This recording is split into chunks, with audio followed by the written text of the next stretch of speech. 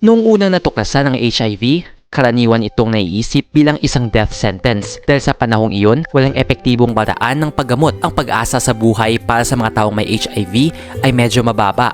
At ang prediksyon para sa AIDS ay mas malala pa. Bago natin simulan ang video na ito, huwag kalimutan mag-subscribe sa aming channel para sa mga health and love advice at huwag kalimutan pindutin ang bell button para lagi maging updated sa aming mga bagong videos. Narito ang ilan sa mga maagang sintomas ng HIV na kailangang bigyan ng pansin. 1. Pagkapagod. Ang isa sa mga maagang sintomas ng HIV ay bigla at hindi maipaliwanag na pagkapagod. Maaaring magsimula ng 2 linggo o 1 buwan pagkatapos ng impeksyon ang mga unang sintomas. Ang isang tao na may HIV ay maaaring pagod na pagod sa lahat ng oras kahit na nakakuha sila ng sapat na pahinga. Maaari din nilang mapansin na hindi nila maipaliwanag ang kanilang biglaang pagkapagod dahil maaari pa ring pakiramdam nila ay sila ay malusog at ganap na normal bukod sa nararamdamang pagkapagod. 2. Pagtatae. Ang isa pang posibleng maagang sintomas ng HIV ay pagtatae. Nangyayari ito dahil ang isang overgrowth na bakterya sa bituka ay maaaring mangyari sa mga taong may HIV. Ang overgrowth ng bakterya ay maaaring maging sanhi ng pagtatae tulad ng pagkapagod.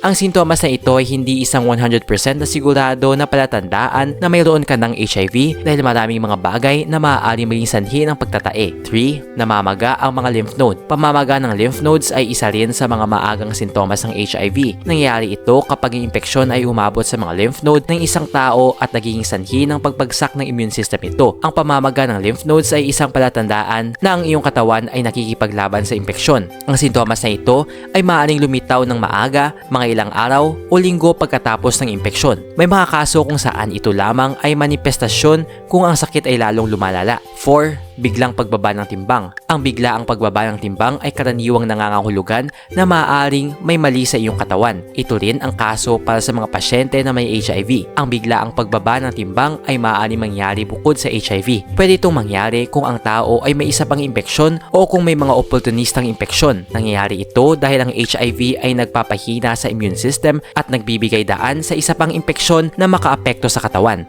5. Lagnat. Ang isa pa sa mga maagang sintomas ng HIV ay lagnat, lalo na ang isang paulit-ulit na lagnat. Nangyayari ito dahil sinusubukan ng katawan na patayin ng impeksyon sa HIV. Maaari itong paulit-ulit habang ang virus ay mayroon pa at maaaring walang maliwanag na dahilan sa pagkakaroon ng lagnat. Nag-enjoy ka ba sa video ito? Please hit the like button and subscribe sa aming channel para sa iba pang video tulad nito. Salamat sa panonood!